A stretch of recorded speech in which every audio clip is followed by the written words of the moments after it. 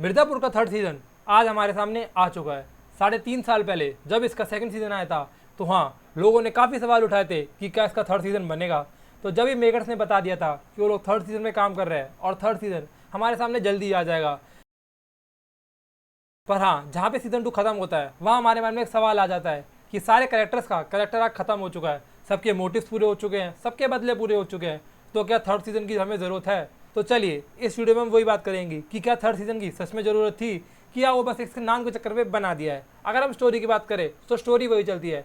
गुड्डू पंडित ने मिर्ज़ापुर पर कंट्रोल तो ले लिया है, बट हाँ, फिर भी कोई उसे बाहुबली मानता नहीं है। उसे अभी भी बाकी बाहुबलियों की मेजॉरिटी चाहिए पूर्वांचल पर राज करने के लिए। वहीं अगर हम पॉलिटिकल उससे देखें तो माधुरी जो सीएम बन चुकी है वो बदला लेना चाहती है गुड्डू पंडित को हटा के, जिससे कि वो एक तीर से दो निशाने मार सके।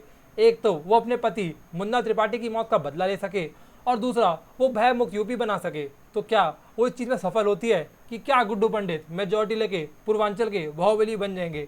हमें सीजन की स्टोरी में मेन यही दिखाया गया है। अगर मैं पर्सनली बताऊं तो सीजन 3 मुझे कुछ खास पसंद नहीं आया, क्योंकि अगर हम सीजन 1 और 2 की बात करें तो उसकी मेन यूएसपी थी मुन्ना त्रिपाठी, गुड्डू पंडित, बबलू पंडित और कालीन भैया, और वो सारी चीज़ें इसमें majority of the time missing ही है।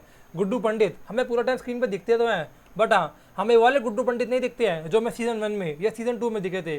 कालीन भैया का तो आप लोग मान लीजिए बस एक एक्सटेंडेड कैमियो है, क्योंकि उनका जो रोल है वो काफ़ी कम है, लेकिन हाँ, जब जब वो आते हैं हमें वो ऑरा उनका फील होता है।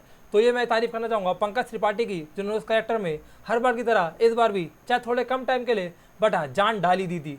अगर अब मैं बात करूँ मेजॉरिटी ऑफ द ऑडियंस के फेवरेट करेक्टर मुन्ना त्रिपाठी के बारे में, तो हाँ, दिव्यांशु शर्मा जो इस करेक्टर को प्ले करते हैं उन्होंने पहले ही बता दिया था कि सीजन 3 में उनका करेक्टर नहीं होगा।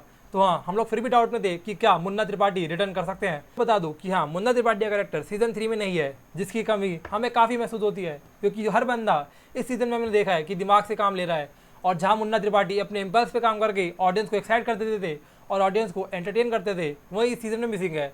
अगर आगे बात करें तीसरा रीज़न जो हमें सीरीज़ पसंद थी वो थे गुड्डू पंडित और बबलू पंडित। और जैसा कि आप लोग जानते हैं, बबलू पंडित तो फर्स्ट सीजन में मर चुके थे और वो गुड्डू पंडित के एक तरह से दिमाग थे, और उसके बाद से गुड्डू पंडित ने अपने से बाहुबल पे काम लेना शुरू कर दिया था, जिस चक्कर में उनका काम हमेशा से बिगड़ता ही था। वहीं इस सीज़न में उनका दिमाग बन गई थी गोलू, जो कि आधे सीज़न में गायब हो जाती है। उसके बाद जो उनके साथ होता है वो आप लोग पूरी सीरीज़ में देख ही लेंगे। आगे अगर हम बाकी कैरेक्टर्स की बात करें, जैसे कि शरद शुक्ला का इस सीज़न में काफ़ी अच्छा रोल है, और उन्होंने दिखाया है कि क्यों वो पूर्वांचल के बाहुबली बनने के लिए टॉप कंटेंडर है। तो हाँ, मुझे स्टार्टिंग में अच्छा लगा था कि कैसे वो अपने दिमाग के साथ साथ इस बार अपना बाहुबल भी दिखा रहे हैं, बट हाँ, बाद में जाते जाते धीरे धीरे उनके कैरेक्टर की डेवलपमेंट काफ़ी स्लो हो जाती है और हमें दिखता है कि हाँ, वो थोड़े वीक पड़ रहे हैं। और उसके बाद एंड में जो हमारे साथ एक सरप्राइज आता है, उसे देख के तो मैं बिल्कुल हैरान ही हो जाता हूँ। पूरी सीरीज़ के थर्ड सीजन में मैं एक बंदे को ढूंढ रहा था कि वो बंदा आखिर है कहाँ, और अगर वो बंदा जिंदा बचा है तो वो किसकी साइड है। तो हाँ, वो बंदा में दिखता है। सीरीज़ के एंड में आपको एक पोस्ट क्रेडिट और एक एंड क्रेडिट सीन देखने को मिलता है, और वो बंदा जिसकी मैं बात कर रहा हूँ वो हमें उनमें से एक सीन में देखने को जरूर मिलता है। एक बात तो कहनी पड़ेगी, डायरेक्टर ने सीरीज़ में हमारे लिए सीजन 4 में काफ़ी सारे सवाल छोड़े तो हैं, बट हाँ, सीजन 3 काफ़ी बोरिंग था। अगर हम एवरेज एपिसोड लेंथ की बात करें तो वो थी 50 से 60 मिनट, और इसके टोटल 10 एपिसोड आए हैं। और अगर फ्रेंकली मैं आपको बोलूँ तो आपको 10 घंटे तो कम से कम लगेंगे इस सीरीज़ को ख़त्म करने के लिए।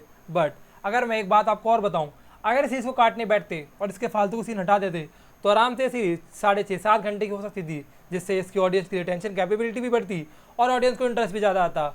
और अब पर्सनली सीजन 4 के लिए मैं एक्साइटेड कम हूँ। तो हाँ, अगर जब भी अब इसका सीजन 4 आता है और इस सीरीज़ ने सीजन 3 में जितने भी अपने सवाल छोड़े हैं, अगर उन सबको जवाब देने लग जाते हैं और अपने सीजन 1 की तरह उन सारे सवालों के जवाब काफ़ी अच्छे तरीके से देते हैं, तो हाँ, सीजन 4 की हाइप भी सीजन 1 जितनी हो सकती है। अगर अपने फेवरेट एपिसोड की बात करूँ तो वो था लास्ट एपिसोड में हमें वो वाइब आई विंटेज मिर्ज़ापुर की जो 2018 में आई थी, कि कैसे दिमाग और बाहुबल का साथ में उपयोग करके ही कालीन भैया और त्रिपाठियों ने मिर्ज़ापुर पे इतने साल तक राज करा था। कालीन भैया का जो ऑरा है वो कभी खत्म नहीं हो सकता पूरे यूपी से, और वो हमने सीरीज़ के लास्ट एपिसोड में काफ़ी अच्छे से देख लिया है। और जब आप लोग सीरीज़ देखोगे तो आप लोग मेरी बात से बिल्कुल एग्री करोगे। इन ऑल मिर्ज़ापुर का जो थर्ड सीजन है मुझे काफ़ी एवरेज सा लगा। इस सीरीज़ के सीजन ने मुझे एक्साइट करने के लिए कुछ ज़्यादा नहीं करा। थोड़े बहुत सीन्स थे जहाँ मुझे हंसी आती है, एक कवि दिखाए गए हैं, इन कविताएं सुन के आपको ज़रूर हंसी आएगी, और थोड़े बहुत ऐसे डायलॉग्स भी है जिसे सुन के आपको हंसी आएगी, बट हाँ, उससे ज़्यादा इस सीरीज़ में आप ज़्यादा एक्सपेक्ट करना मत। तो चलिए, इस वीडियो के लिए इतना ही। अगर आप लोगों ने वीडियो तक देख ही लिया है तो वीडियो को लाइक कर दे और हमारे चैनल को सब्सक्राइब कर दे, और हमारी नई वीडियो आने तक आप लोग हमारे चैनल पे हमारी पुरानी वीडियो भी चेकआउट कर सकते हैं। तब तक के लिए थैंक्स फॉर वॉचिंग।